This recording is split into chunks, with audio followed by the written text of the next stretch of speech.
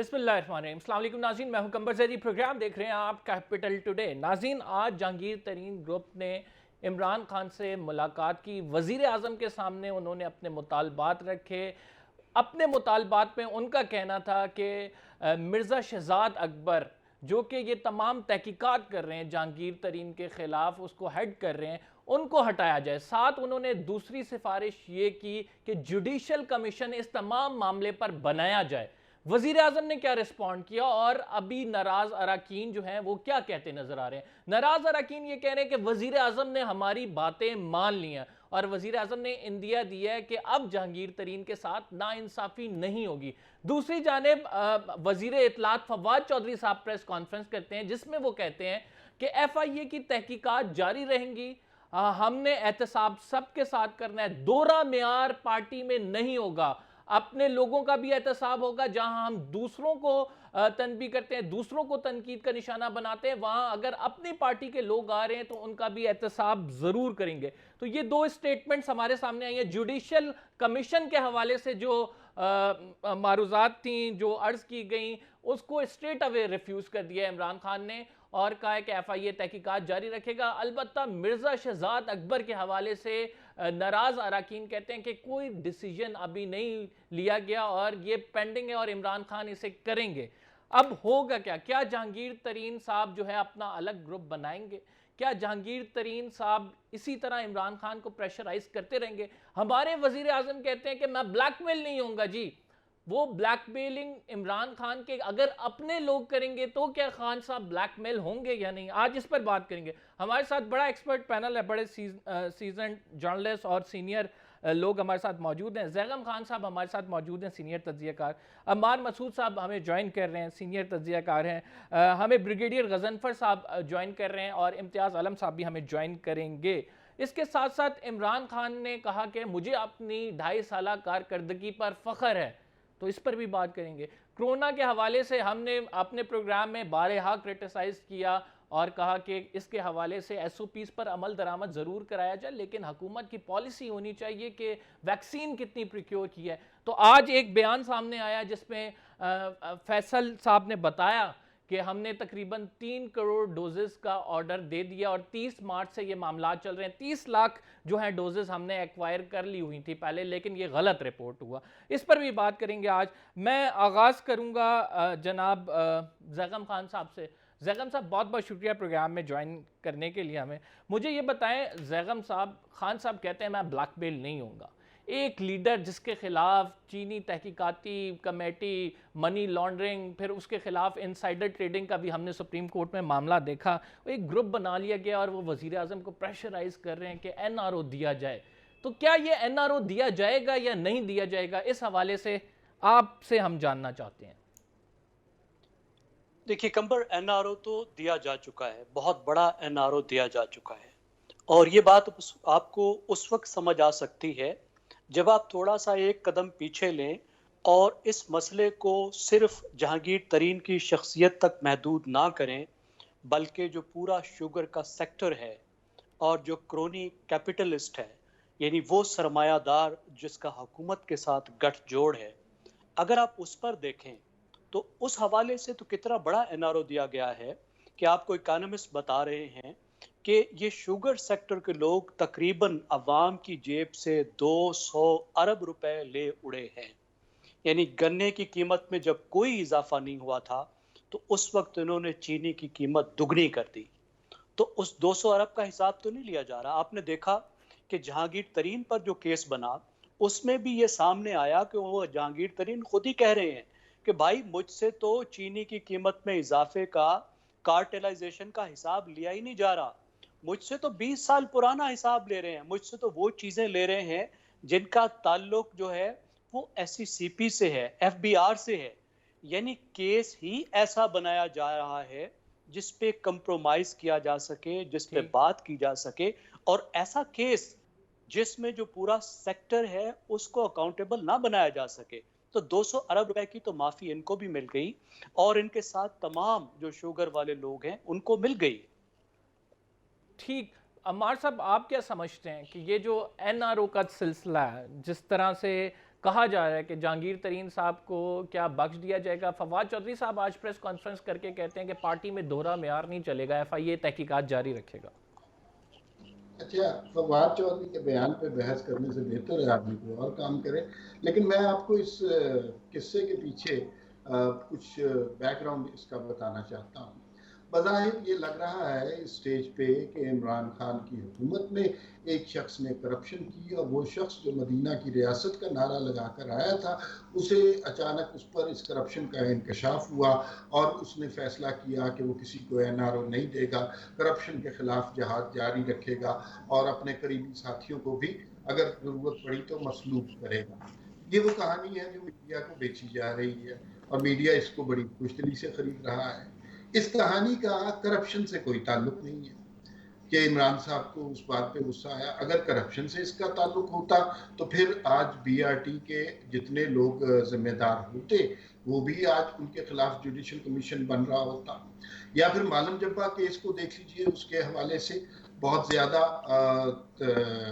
तफ्तीश हो रही होती, या फिर फैसल वाडा की जायदादों के हवाले से भी बहुत तफ्तीश हो रही होती और उनको भी मुर्द इल्ज़ाम ठहराया जा, या फिर अलीमा खान की जायदादों के हवाले से बहुत ज्यादा बात हो रही होती और इमरान खान साहब का ये नरेटिव दुरुस्त पाया जाता कि ये जो करप्शन के खिलाफ वो जहाद कर सकते हैं।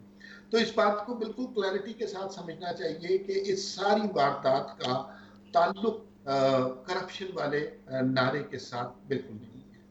ये वो कहानी है जो महल्लाती साजिशों की सूरत में हमारे सामने मुद्दतों के बाद आती है। अभी इस कहानी का दुरुस्त पहलू, दुरुस्त रुख हमारे सामने नहीं है और कुछ अरसे के बाद इसके पीछे जो हकायक हैं वो हम पर आया होंगे।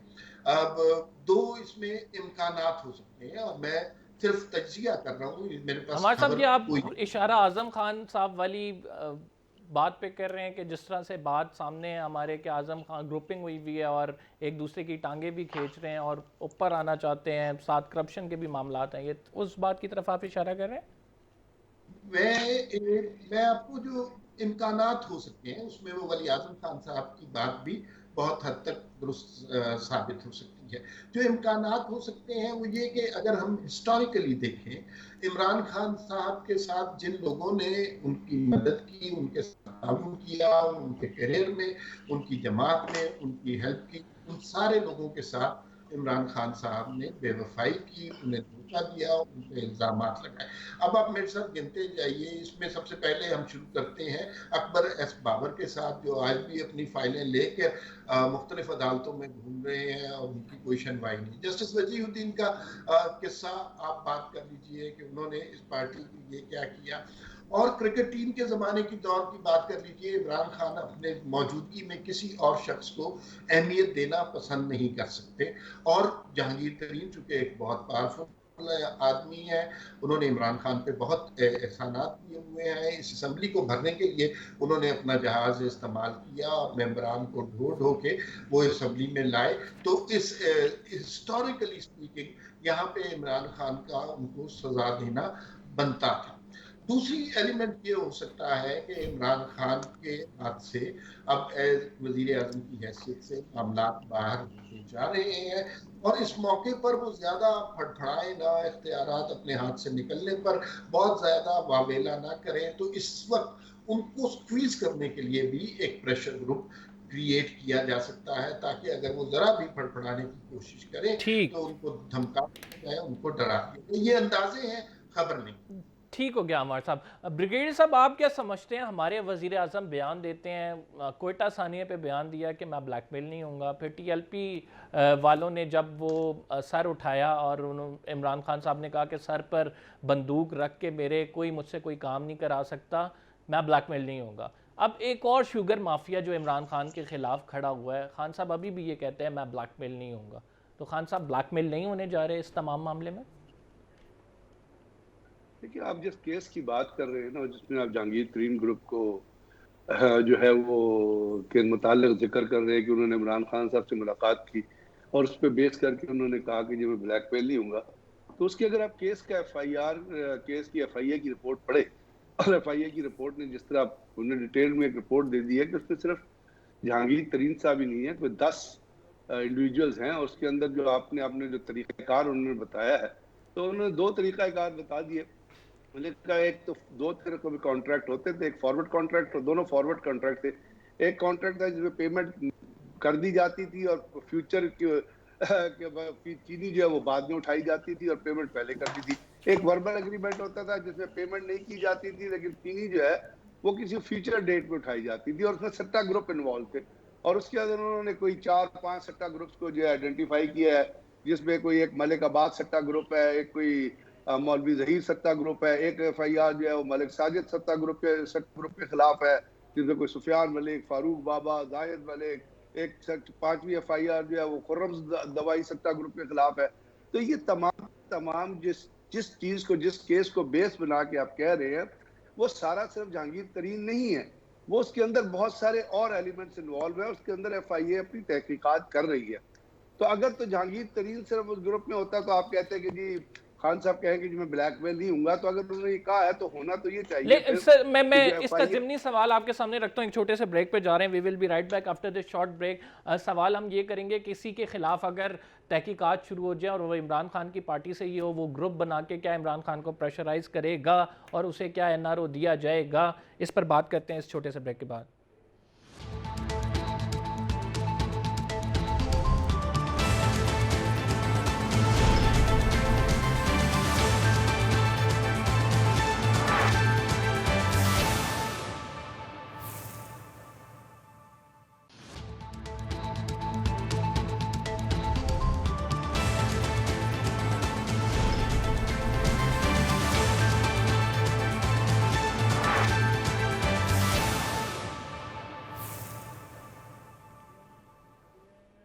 वेलकम बैक नाज़रीन, ये जो जहांगीर खान तरीन ग्रुप है जिसमें 11 MNAs और 22 MPAs शामिल हैं, अगर इनके मुतालबात जिस तरह से ये कह रहे हैं वज़ीर आज़म से मुलाकात करके कि मान लिए जाएंगे, नहीं माने जाते, तो क्या सूरत इख्तियार होगी? क्या ये प्रेशर ग्रुप अपने आप को PTI से अलहदा कर लेगा? क्या ये पंजाब में उस्मान बुज़दार की हुकूमत के लिए कोई मुश्किल खड़ी कर सकता है? इम्तियाज़ आलम साहब हमारे साथ मौजूद हैं, सीनियर तज्ज़ियाकार हैं। इम्तियाज़ साहब से इस बारे में जानेंगे। जी इम्तियाज़ साहब। ये कारतूस चल गया है। मुलाकात से पहले ही जो बड़ा मुतालबा था, जॉइंट इन्वेस्टिगेशन टीम के जो इंचार्ज थे डॉक्टर रिजवान, जो कि जहांगीर तरीन की काफ़ी तफ्तीश कर चुके थे और शहबाज शरीफ की भी, और उन्होंने काफ़ी केस पाया तकमील तक पहुंचाया था, जिसपे कि बहुत गुस्से में थे जहांगीर तरीन और शुगर माफिया। उन्हें हटा दिया गया। अब नए सिरे से तफ्तीश होगी। ये सिर्फ 29 लोग नहीं हैं जो आप कह रहे हैं, इनके साथ शुगर माफिया के बाकी लोग भी हैं, जिनमें हमारे मखदूम खुसरो बख्तियार भी हैं जो वज़ीर सनत हैं, और उसके अलावा उनके भाई भी हैं पंजाब के वज़ीर ख़जाना। फिर ये जो इलेक्टेबल आए थे सारे, ये सारे के सारे इशारे पे चलते हैं। इन्हें इशारा मिल जाएगा तो ये खड़े हो जाएंगे, नहीं मिलेगा तो उसी तरह पे काम करेंगे। तो लिहाजा एक NRO हो गया है, मुकमुका हो गया है। और ये जो साथ मिले थे ये लोग वो हैं जिनके हलकों में काम नहीं हो रहा है। अब इन्हें भी कुछ पैसे मिलने शुरू हो जाएंगे डेवलपमेंट फंड के। इनकी बातें डिप्टी कमिश्नर इन्हें अफ्तार पार्टियाँ दे रहे हैं, उनके साथ मोहब्बत से पेश आ रहे हैं, पहले कमरे में घुसने नहीं देते थे। तो लिहाजा इनकी भी अपने अपने जो नुकाती मुतालबे थे वो लगता है पूरे हो जाएंगे। और ये जो माफियाज का बाहर और अंदर गठजोड़ है हुकूमत के और बाहर भी, उसका ये इजहार है। इससे ये भी जाहिर हो गया कि ये जो सारी एहतसाब की मुहिम थी वो मुखालिफिन को निशाना बनाने के लिए थी, ना कि ये कि 2 पाकिस्तान की जगह 1 पाकिस्तान, 2 कानून की जगह 1 कानून लाने की बात नहीं थी। अभी हमने देख लिया कि कानून जहांगीर तरीन के लिए और है। ब्रिगेडियर साहब से इस पे कमेंट लेना चाहूँगा, फिर मैं बाकी 2 मौजूद मेहमान ग्रामी की जाने पाऊँगा। ब्रिगेडियर साहब, आप समझते हैं कि इस पे इमरान खान साहब NRO दे चुके हैं? जो डॉक्टर रिजवान साहब को जॉइंट इन्वेस्टिगेशन टीम जो हेड कर रहे थे उससे हटाया गया। मैं तो समझता हूँ कि NRO सिर्फ जहांगीर तरीन या शुगर माफिया ही नहीं, बल्कि हर एक को पाकिस्तान में, हर एक का जिसका केस टैब ने रजिस्टर किया है, या ऐसे भी केसेस जो कहीं और चल रहे थे, कोई किसी भी जगह पर चल रहे थे, वहाँ पे कुछ और लोग इन्वॉल्व थे, वो भी जो फैसले आए उसमें भी बड़े NRO मिल गए।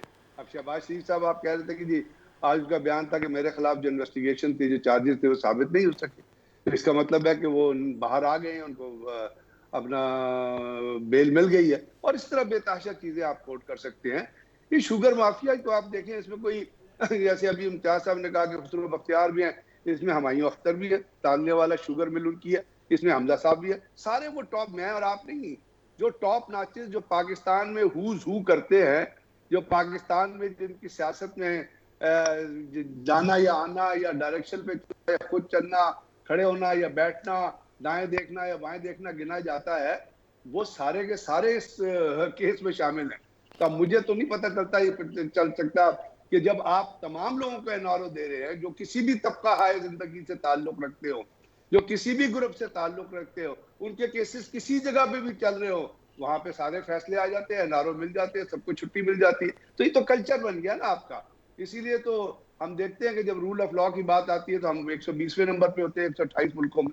तो ये तो चीजें अब पता खुद ही बोल रही हैं, सामने नजर आ बिल्कुल रही है। बिल्कुल जैगम साहब, ब्रिगेडियर साहब का भी कहना दुरुस्त है कि एक बंदा नहीं है, ये एनआरओ की पूरी लिस्ट है, और उस लिस्ट में अगर हम हर किसी को मार्क करना चाहें तो वो मार्क कर सकते हैं किसको कब कब एनआरओ मिलता रहा है। लेकिन सर, इस एनआरओ कल्चर से हमने निकलना है। इमरान खान साहब दावे करके आए थे, वादे करके आए थे कि एनआरओ से मुल्क को जान छुड़ाऊंगा, तो ये एनआरओ से जान तो छूट नहीं सकी हमारी।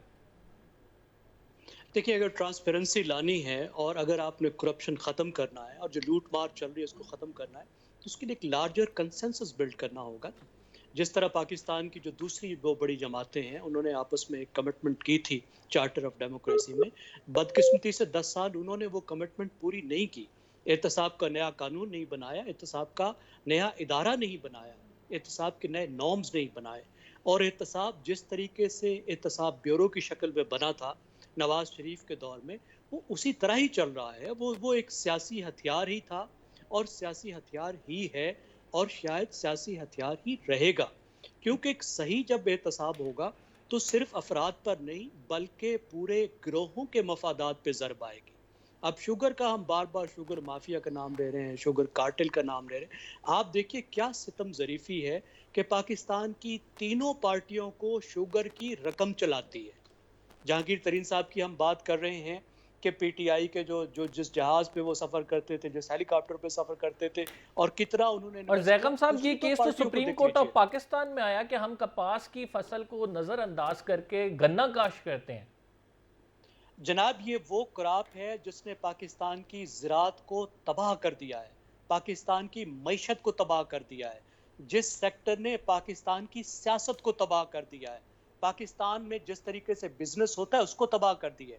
अगर इसने जितनी तबाहकारियां इस एक सेक्टर ने की हैं पाकिस्तान के साथ, यानी किसान, आम किसान की जिंदगी से लेके जो बर्बाद हुआ है, और हमारी पूरी मईशत जो तबाह हुई है, और जो हमारा एक आम गरीब आदमी जो जो चीनी खरीदता है अपनी चाय के लिए और घर के लिए, उसकी जो जिंदगी बर्बाद हुई है, अगर आप की तबाहकारियां देखें तो ज़रूरत किस बात की थी कि आप इकानमी पर देखें कि कहाँ पे इतने बड़े जुल्म हो रहे हैं, उसको ठीक करने की कोशिश करें। अगर आप पीछे जाने की बजाय पीछे छोड़ ही देते कि चलो जो खा लिया भाई खा लिया, हम मुस्तकबिल में अब ये काम नहीं होने देंगे, मुस्तकबिल में ठीक पॉलिसियां बनाएंगे, मुस्तकबिल में डायरेक्शन ठीक करेंगे, वो भी तो नहीं हो सका ना। आपने गवर्नेंस को ही बेहतर नहीं किया, ठीक आप सिर्फ जो है वो। ठीक अमर साहब, मैं आपसे ये जानना चाह रहा हूँ कि अब वे फॉरवर्ड की जैगम साहब बात करते हैं, यही एनआरओ को लेके आगे चलते हैं हम आगे, तो क्या वे फॉरवर्ड है सर? फिर अगर इसी तरह सबको एनआरओ मिलना है और हर किसी को हमने टेस्ट करना है, तो फिर वे फॉरवर्ड क्या है? भाई देखिए, मैं ये समझता हूँ कि ये जिस किस्म का सेटअप हमारे सरों पर बिठाया गया है, इसके अंदर इस तरह की चीज़ें होती ही रहेंगी। कभी कोई ग्रुप क्रिएट किया जाएगा किसी को स्क्वीज करने के लिए, कभी किसी को ब्लैकमेल करने के लिए, इसलिए कि मैं समझता हूँ ये हुकूमत आवाम की दुरुस्त नुमाइंदा हुकूमत नहीं है, इसको सिलेक्ट करके यहाँ तक पहुँचाया गया। ऐसे लोग कमज़ोर फुटिंग पे होते हैं और वो बहुत सारे कॉम्प्रोमाइज़ करने पर तैयार होते हैं, क्योंकि उन्होंने अपनी हुकूमत कायम रखनी होती है। इमरान खान साहब की भी एग्जैक्टली यही पोजीशन है मेरे ख्याल में।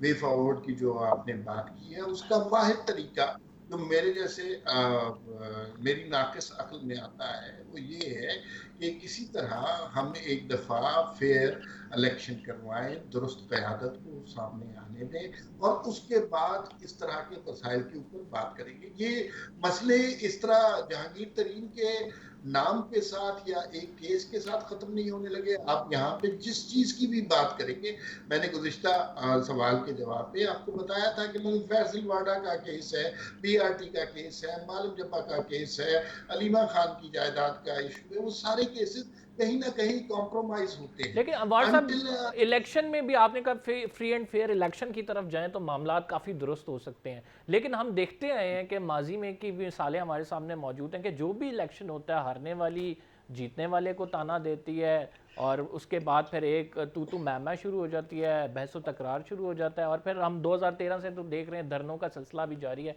अभी भी मौलाना फजलुर रहमान ने धरना दिया, पीडीएम की बारी आई थी, वो तो एक सियासी मसलियत का शिकार हो गए। तो आप क्या समझते हैं कि ये तू मैं किस तरह से ख़त्म हो सकती है?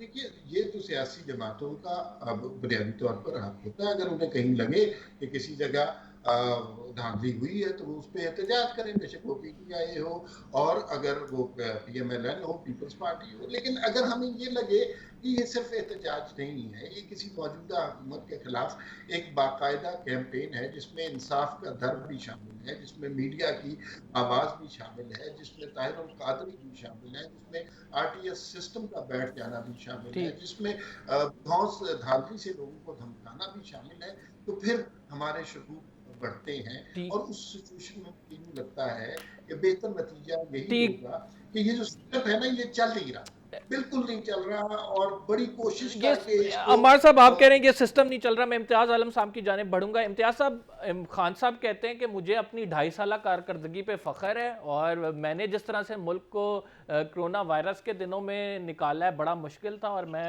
मुतमईन हूँ अपनी कारकर्दगी से। काफ़ी वो नरगिसियत पसंद है, नार्सिस्ट हैं, अपने आप से बड़ी मोहब्बत करते हैं और हार ना मानने वाले हैं। और ये कि वो कौन सी बड़ी अचीवमेंट्स है हम भी सुनना चाहेंगे, किसी एक पैदान में बता दें। दूसरी बात ये हम उनका बुरा नहीं चाहते, हम चाहते हैं वो कामयाब हों और वो कोई बेहतरी कर सकें। लेकिन बुनियादी तौर पर जिस इनकलाबी तब्दीली की वो बात करते थे वो महज एक नाराबाजी थी, पॉपुलिज्म था। उसके लिए ना पॉलिसीज थी, ना लोग थे, ना वैसी क़यादत थी, ना वैसी टीम थी, ना वैसे मेंबर हैं। और ये पाकिस्तान का जो सिस्टम है ये बहुत रॉटन हो गया है। ये जो सरमायादारी का पाकिस्तानी नमूना है ये 2 नंबरी सरमायादारी है, रेंट सीकिंग की, इधर से मार लो, उधर से मार लो, यहाँ से छुपा लो, यहाँ से निकाल लो, सरकारी प्रोग्रामों में डेवलपमेंट प्रोग्राम्स खा जाओ। ये सारा इस तरह की सरमायादारी है। ये कोई आज़ाद मुकाबले की मंडी की खुली मीशत वाली सरमायादारी नहीं है। ये सारी माफियाज का एक कॉन्फेडरेशन बना हुआ है पाकिस्तान, इकोनॉमी के हिसाब से और बाकी हिसाब से, रियासती ढांचों के हिसाब से। हर एक की अपनी एक फीफडम बन गई है, एक पावर स्ट्रगल है, हर एक को उसे डिफेंड करता है, सिवाय इसके कि भाई पार्लियामेंट जो है वो उसकी बेतौकीरी की एक तारीख है और सियासतदानों की बेतौकीरी की, और वो उन्होंने करवाई भी है अपनी बेसूलियों के बायस। एक ग्रुप दूसरे को गिरा के मिलता रहा है इस्टेब्लिशमेंट के साथ। इस तरह ये सिलसिला चलता रहा और ये म्यूजिकल गेम चलती रही, जिससे ना पार्टियां बढ़ी, ना जमहूरी कल्चर पैदा हुआ, ना मुल्क का निज़ाम कोई स्टेबलाइज हुआ। अब आइन की हुक्मरानी पे क्या इख्तलाफ हो सकता है? अब ये इदारों के अपने आइनी हदूद में रहकर काम करने पे क्या इख्तलाफ हो सकता है? अब ये कि अवाम की हुक्मरानी पे क्या इख्तलाफ हो सकता है? लेकिन ये सब पाकिस्तान में बातें मशकूक रही हैं। अदलिया की आज़ादी पे क्या इख्तलाफ हो सकता है? हम शर्मिंदा हो गए वो तहरीक चलाकर, जो बाज़ हमने मनाजर देखे, इफ्तिखार चौधरी साहब हों या दूसरे जो बाद में आए, इसी तरीके से हमने देखा, बाकी इदारों में हमने देखा। अभी पार्लियामेंट में जो हो रहा है ये कुछ संजीदगी की बात है। ये जो रिसालत माब की और उनकी, लेकिन इम्तियाज साहब देखिए, पीपल्स पार्टी से पीएमएलएन में स्मूथ ट्रांजिशन हुई, पीएमएलएन से पीटीआई में स्मूथ ट्रांजिशन हुई, अब पीटीआई के दौर की बात कर रहे हैं और अभी इतलात तो यही है कि खान साहब 5 साल पूरे करेंगे और करने भी चाहिए अगर वो हकीकी जमहूरियत के हामी हैं, लेके आए हैं। लेकिन ये स्मूथ ट्रांजिशन, इसको हम क्या चेंज कर सकें अपनी जो रवायात, जमहूरी रवायात हैं उनको बरकरार रखने में? जिस तरह से आप बात कर रहे थे उसी पे ये एंडोर्स करूंगा मैं। देखिए, पिछली दो जो अदवार थे वो चार्टर ऑफ डेमोक्रेसी की देन थे, और वो ट्रांजिशन हुई। एक हद तक पार्टियां लड़ी आपस में, पीपल्स पार्टी और नून लीग, लेकिन साथ ही उन्होंने सिस्टम को चलने दिया। अभी भी मैं समझता हूं कि पीडीएम को, पीपल्स पार्टी को, नून लीग को ये ट्रांजिशन मुकम्मल होने दें। 2.5 साल रह गए हैं, बल्कि उससे भी कम रह गए हैं। अभी खुद मरियम नवाज कह रही हैं कि 5 साल इन्हें पूरे करने दिए जाए, ताकि एक साइकिल पूरा हो जाए, लोगों के सामने पूरी हुकूमत ने क्या किया, क्या नहीं कर सका। हुकूमत को टाइम पूरा देना चाहिए। इम्तियाज आलम साहब हमारे साथ मौजूद हैं और ये कमेंट कर रहे हैं। ब्रिगेडियर साहब की जानिब मैं बढ़ूंगा, लेकिन इस प्रोग्राम में ब्रेक के बाद इमरान खान फिस्कल डेफिसिट की बात करते हैं, Imran Khan foreign exchange reserves की बात करते हैं और कहते हैं कि कुछ माशी अशारिये मैंने ज़रूर बेहतर किए हैं। ये जब उन्होंने अपना बयान दिया तो उस पर ये बात की थी उन्होंने। इसको डिस्कस करते हैं एक छोटे से ब्रेक के बाद। कोरोना के हवाले से भी थोड़ी सी बात करेंगे।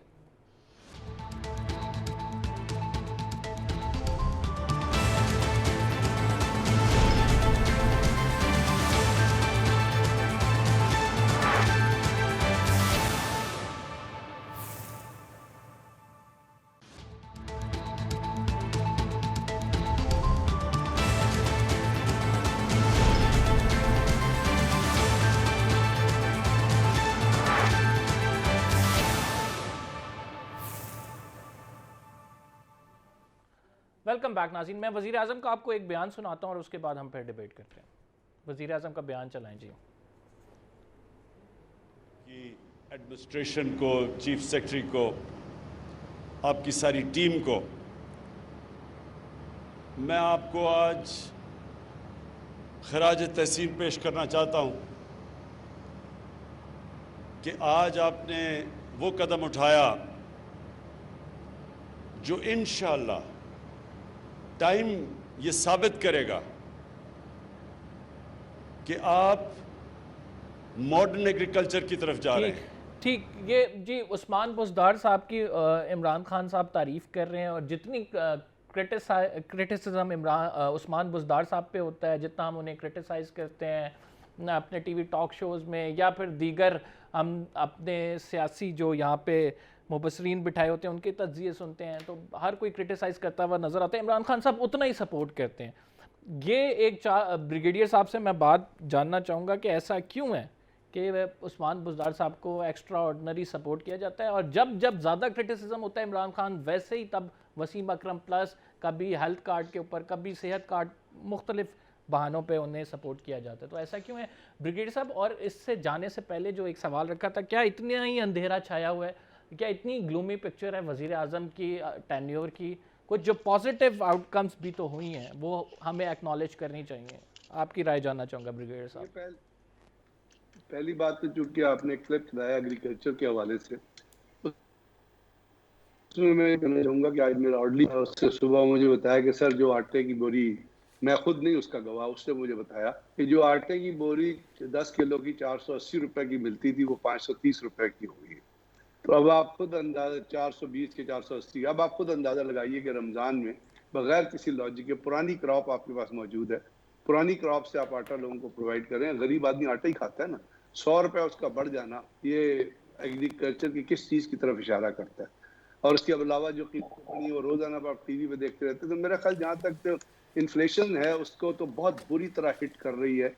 और अगर इन्फ्लेशन कॉमन आदमी को हिट करती है तो आप कभी ये नहीं कह सकते कि आप किसी चीफ मिनिस्टर को मुबारकबाद दें या किसी चीफ सेक्रेटरी को या फाइनेंस डिवीजन को मुबारकबाद दें, क्योंकि आपके कॉन्स्टिट्यूशन के मुताबिक the welfare of a common man, welfare of a common जो है वो गवर्नमेंट की सोल रिस्पॉन्सिबिलिटी। बाकी सब ये डेवलपमेंट फंड ये तो सारी ब्रिगेडियर साहब, खान साहब किसे मैसेज दे रहे होते हैं उस्मान बुज़दार की तारीफ करके कि किसे मैसेज देना मकसूद होता है? वो इम्तियाज साहब ने बताया था अपने सेंटेंस में, उन्होंने कहा था कि गालिबन खुद पसंदी या उन्होंने कोई लफ्ज कहा था कि खुद की तारीफ करने के वो ठीक है, खुद की तारीफ करने ये बड़ी गलत ही ठीक हो गया। he is not attuned to the reality। ये खान साहब जरूर कहना चाहूँगा, मैं mid year budget review report पढ़ रहा था 2020-2021 की, जो 14 मार्च 2021 को नेशन में मैंने पढ़ी थी। और उसमें उन्होंने कहा था कि पाकिस्तान का जो फिस्कल डेफिसिट है वो हो गया कंटेन 2.5% ऑफ जीडीपी जी एक फर्स्ट हाफ 2020-2021 में। और उसके अंदर उस रिपोर्ट में उसने लिखा था कि जो गवर्नमेंट ने फिस्कल कंसोलिडेशन मेजर्स दिए हैं, जिसमें फाइनेंशियल डिसिप्लिन शामिल है, हायर रेवेन्यू शामिल है जी एंड कंट्रोल्ड एक्सपेंडिचर शामिल है, ठीक इसलिए पाकिस्तान के फिस्कल डेफिसिट को, तो इसका मतलब है कुछ ना कुछ उस लेवल पे अगर वो बजटरी रिपोर्ट में आ रहा है ठीक। मैं समझ गया और ब्रिगेड साहब, उसको आपका पॉइंट लेके समझ गया। जाया मैं जा रहा है, जैगम साहब तो से इसका मतलब की तरफ इसी पॉइंट को लेके चलूंगा। जैगम साहब, आप समझते हैं कि कुछ ना कुछ बेहतरी आई है? अगर बेहतरी आई है, किस सेक्टर में आपको बेहतरी लगी है सर? मैं तो चाहूँगा कि कुछ बेहतरी देखूं और उस बेहतरी की तारीफ भी करूं, क्योंकि मैं बिल्कुल पसंद नहीं करता कि सिर्फ नेगेटिव साइड को देखूं। फ्रैंकली मुझे कोई ऐसे इशारे नज़र नहीं आए, ना तो सोशल सेक्टर में, सोशल सेक्टर से मेरा ताल्लुक भी है, ना ही मईशत में।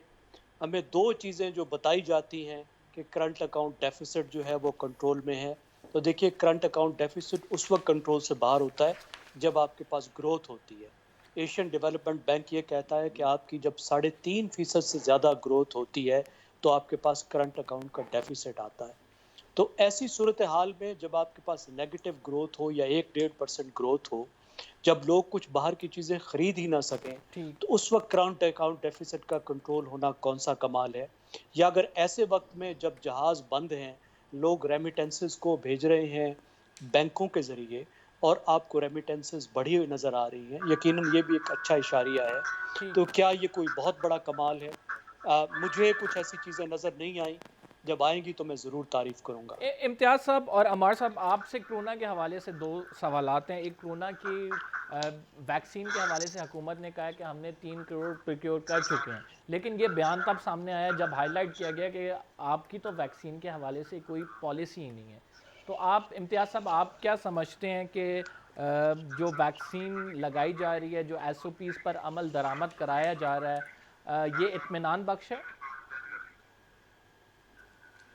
देखिए, इसका तो मुख्तसर जवाब ये है कि ना हुकूमत पहले सीरियस थी ना अब सीरियस है। अभी तक लॉकडाउन का फैसला वज़ीर आज़म करने से इस तरह आप कर रहे हैं। हमारे यहाँ मौत की शरह जो है बीमारी से वो दुनिया में हाईएस्ट है, और वज़ीर ख़ारजा फ़ोन कर रहे हैं कनाडा के वज़ीर ख़ारजा को, हमारी हालत बेहतर है। ये वक्त है फ़ोन करने का इस तरह का, तो ये सीरियस नहीं है। आप बात मैं करना चाहूँगा जो आपने पहले दो लोगों से पूछी, वो ये कि IMF का जो प्रोग्राम पहले आपने लिया नहीं, जब आपने लिया तो बहुत बुरी शराइत पे लिया, अब उसमें आप फंस गए हैं, उससे आप निकल नहीं सकते। अब इनके पास कौन सी तोप है शौकत तरीन साहब के बाद चलाएंगे कि वो 7% ग्रोथ रेट, किस उसकी कोई ख्याली पुलाव के अलावा उसमें क्या है।